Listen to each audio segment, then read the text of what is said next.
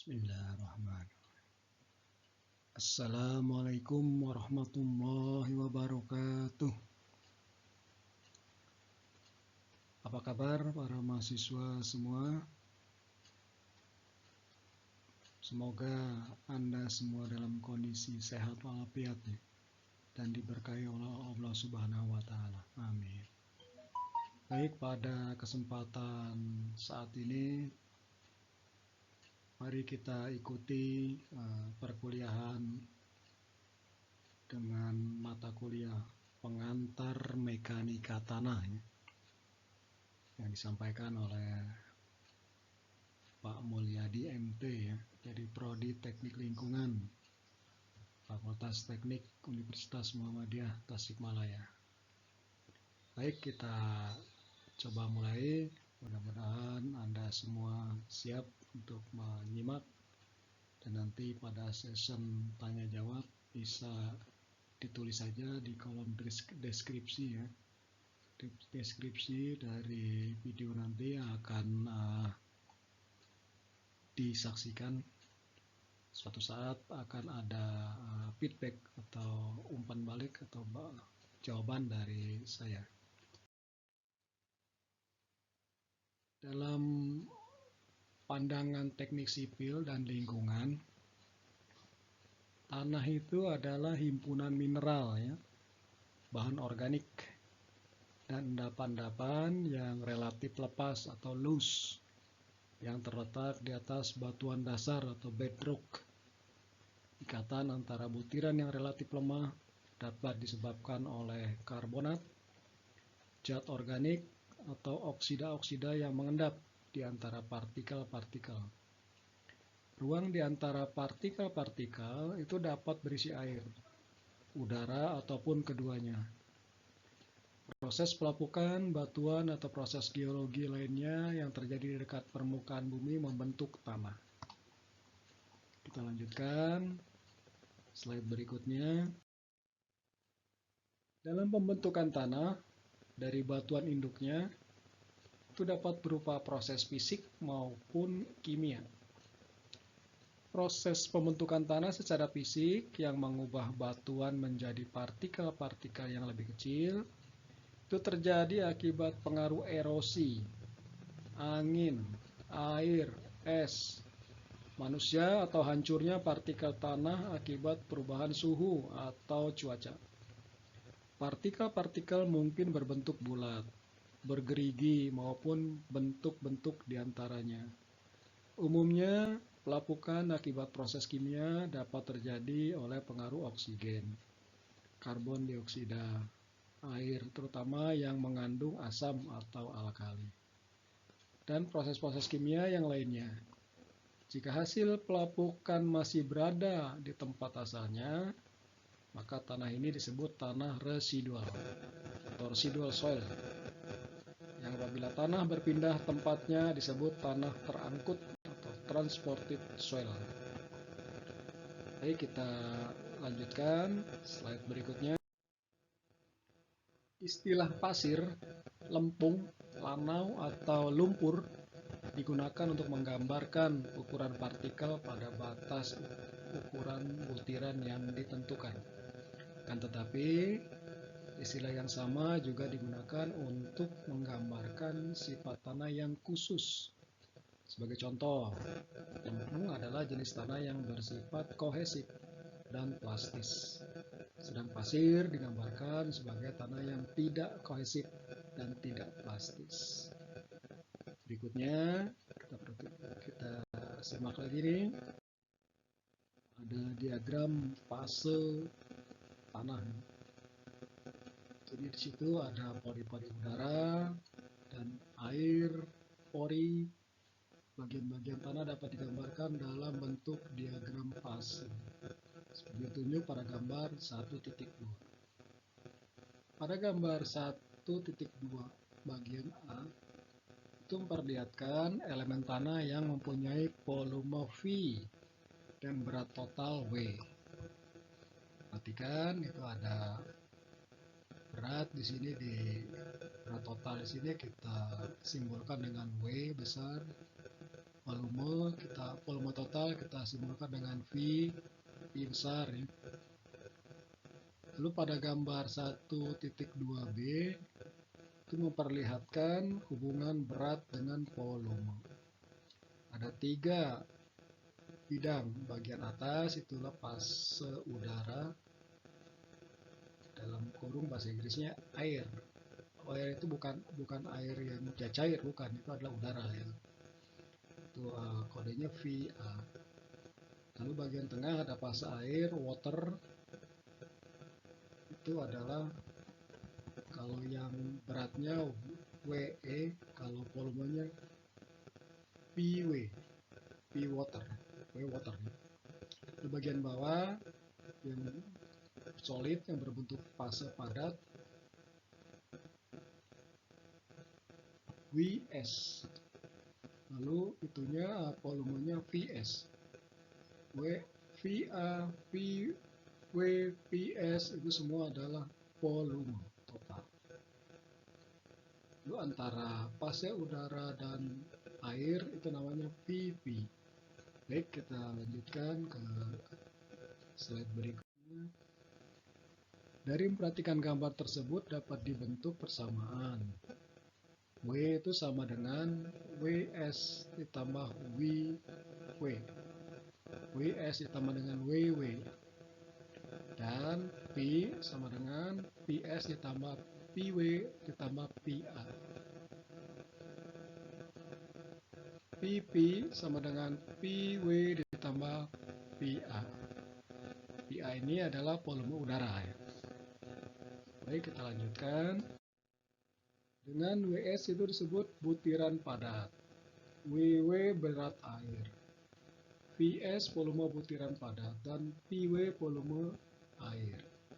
Gambarnya sudah terlihat ada dengan simbol-simbol huruf yang tadi sudah Bapak bacakan. Kadar air atau W kecil, berat udara atau WA dianggap sama dengan 0. Hubungan-hubungan volume yang sering digunakan dalam mekanika tanah adalah kadar air atau W kecil, angka Flory E kecil, porositas N kecil, dan derajat kejenuhan adalah S huruf besar, S kapital. Kadar air atau W adalah perbandingan antara berat air WW dengan berat butiran padat atau WS dalam tanah tersebut.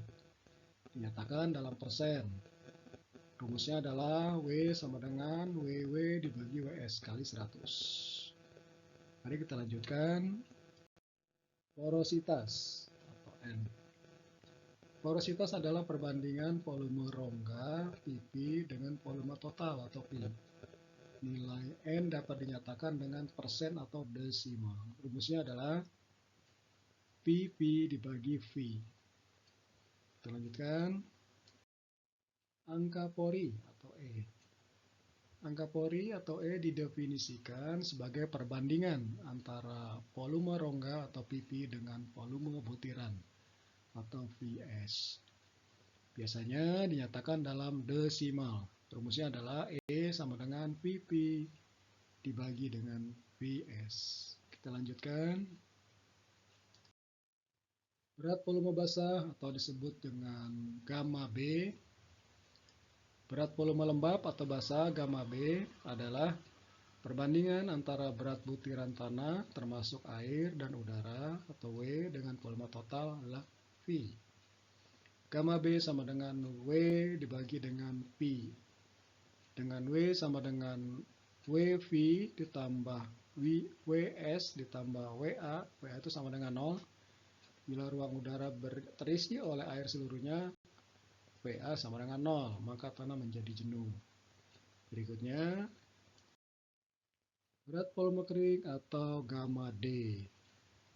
Berat volume kering atau gamma D adalah perbandingan antara berat butiran atau WS dengan volume total atau P tanah. Rumusnya adalah gamma D sama dengan WS dibagi dengan P. Mari kita lanjutkan. Sekarang masuk kepada berat volume butiran padat atau gamma S. Berat volume butiran padat gamma S adalah perbandingan antara berat butiran padat WS dengan volume butiran padat atau PS. Rumusnya adalah gamma S sama dengan WS per PS. Berat jenis atau GS. Berat spesifik atau berat jenis specific gravity adalah GS. Berat spesifik atau berat jenis atau specific gravity tanah atau GS adalah perbandingan antara berat volume butiran padat gamma S dengan berat volume air atau gamma W pada temperatur 4 derajat Celcius. Rumusnya adalah GS sama dengan gamma S dibagi dengan gamma W. Ayo kita lanjutkan. Derajat kejenuhan. Derajat kejenuhan atau S adalah perbandingan volume air PW dengan volume total rongga pori tanah PV, biasa dinyatakan dengan persen. S sama dengan PW dibagi dengan PP kali 100. Kita lanjutkan. GS tidak berdimensi, jadi berat jenis itu tidak berdimensi. Berat jenis dari berbagai jenis tanah berkisar antara 2,65 sama dengan 2,75. Nilai berat jenis GS sama dengan 2,67 biasanya digunakan untuk tanah-tanah yang tak berkohesi. Sedang untuk tanah kohesif tak organik berkisar di antara 2,68 sampai 2,72. Nilai berat jenis dari berbagai jenis tanah diberikan dalam tabel berikut ini. Tabel 1.1. Mari kita lihat. Tabel 1.1 berat jenis tanah atau specific gravity. Ada nomor, macam, dan berat jenisnya. Contoh nomor 1 kerikil. Itu berat jenisnya 2,65 sampai dengan 2,68. Nomor 2 pasir. 2,65 sampai dengan 2,68. Nomor 3 lanau anorganik 2,62 sampai dengan 2,68. Nomor 4 lempung organik 2,58 sampai dengan 2,65. Nomor 5 lempung anorganik 2,65 sampai dengan 2,75. Nomor 6 humus. Berat jenisnya 1,37. Yang terakhir nomor 7 gambut. Berat jenisnya 1,25 sampai dengan 1,80. Kita lanjutkan. Derajat kejenuhan atau S. Bila tanah dalam keadaan jenuh, maka S-nya sama dengan 1. Tabel 1.2 menunjukkan berbagai macam derajat kejenuhan tanah untuk maksud klasifikasi. Nomor 1, tanah kering, derajat kejenuhannya 0. Tanah agak lembab, di atas 0 atau sampai dengan 0,25. Tanah lembab nomor 3, 0,26 sampai dengan 0,50. Nomor 4, tanah sangat lembab, 0,51 sampai dengan 0,75. Nomor 5 ya, tanah basah itu 0,76 sampai dengan 0,99. S-nya ya, atau derajat kejenuhannya. Tanah jenuh air, derajat kejenuhannya atau S-nya adalah 1. Kita lanjut. Dari persamaan-persamaan tersebut di atas dapat dibentuk hubungan antara masing-masing persamaan, yaitu hubungan antara angka pori dan porositas. Rumusnya adalah N sama dengan N dibagi dengan 1 dikurangi N. N sama dengan E dibagi 1 ditambah E. Kita lanjutkan. Berat volume basah dinyatakan dalam rumus sebagai berikut. Gamma B sama dengan GS dikali dengan gamma W dikali dengan 1 ditambah W dalam kurung. Dibagi dengan 1 dikurangi E. Untuk tanah jenuh air atau S sama dengan 1. Jadi ada gamma saturation atau gamma kelembabannya adalah sama dengan gamma W dalam kurung itu dikali GS ditambah W. Dibagi dengan 1 ditambah E. Untuk tanah kering sempurna atau gamma D sama dengan GS dikali dengan gamma W dibagi dengan 1 ditambah E. Kita lanjutkan. Bila tanah terendam air, berat volume apung atau berat volume efektif dinyatakan gamma aksen sama dengan GS dikurangi 1 dikali dengan gamma W dibagi dengan 1 ditambah E. Gamma aksen sama dengan gamma saturation dikurangi dengan gamma W. Dengan gamma W sama dengan 1 ton per meter kubik atau 9,81 kilonewton per meter kubik. Nilai-nilai porositas, angka pori, dan berat volume pada keadaan asli di alam dari berbagai jenis tanah yang disarankan oleh Terzaghi tahun 1947 ditunjukkan dalam tabel 1.3. Tabel 1.3 itu nilai N, E, W, gamma D, dan gamma B untuk tanah keadaan asli di lapangan. Contoh, macam tanah, pasir seragam tidak padat. N-nya dalam persennya sekitar 46%, E-nya 0,85%. W-nya 32%, gamma D-nya 14,3 kN per meter kubik, gamma B-nya 18,9 kN per meter kubik, dan seterusnya. Ada di bawah, ada pasir seragam padat, pasir berbutir campuran tidak padat, pasir berbutir campuran padat, lempung lunak sedikit organik, lempung lunak sangat organik terlihat di sana. Lempung lunak sangat organik, N-nya 75%, E-nya 3%, E-nya 3 bukan 3%, angka 3, W-nya 110%, gamma D-nya tidak ada karena lempung itu beda dengan yang lain. Tetapi untuk gamma basahnya ada 14,3 karena lempung tidak ada yang kering, jadi pasti basah. Tapi kalau yang basah ada angkanya, yaitu 15,8 kN per meter kubik. Yang organik sedikit organik, sangat organik 14,3 kN per meter kubik. Ya, lempung itu tidak ada yang keringnya ya, karena dia mengandung air. Jadi tidak ada angka di sana. Lalu ada kerapatan relatif, relative density. Kerapatan relatif atau DR tadi umumnya dipakai untuk menunjukkan tingkat kerapatan tanah granular berbutir kasar di lapangan. Kerapatan relatif dinyatakan dalam persamaan. Kita sebut kerapatan relatif disingkat dengan DR. Itu dibalik sebetulnya dari relative density ya. Sama dengan E maksimum dikurangi E maksimum dikurangi E minimum. Dengan E maksimum itu adalah kemungkinan angka pori maksimum, E minimum kemungkinan angka pori minimum. E sendiri adalah angka pori pada kondisi tertentu di lapangan. Baik, untuk contoh soal nanti kita akan lanjutkan pada pertemuan berikutnya. Untuk pemaparan pada saat ini saya cukupkan sekian dulu. Nanti kita akan lanjutkan membahas soal-soal dengan cara penyelesaiannya, sehingga nanti kita bisa langsung melakukan analisis perhitungan mulai dari kadar air, porositas, angka pori, derajat penjenuhan, dan yang seterusnya.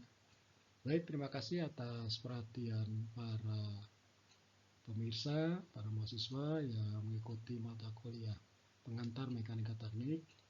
Mudah-mudahan Anda dapat bisa mencerna dengan mudah dan dimudahkan oleh Allah Subhanahu wa taala. Kalau ada hal yang ditanyakan bisa ditulis saja di kolom deskripsi ya. Sehingga nanti kita ada feedback atau umpan balik, sehingga ada tanya jawab yang mudah-mudahan nanti ada memberikan manfaat kepada para mahasiswa dan khususnya saya dan para pemirsa yang lainnya yang mempunyai keinginan untuk mempelajari mekanika tanah. Sekian, terima kasih, mohon maaf. Assalamualaikum warahmatullahi wabarakatuh.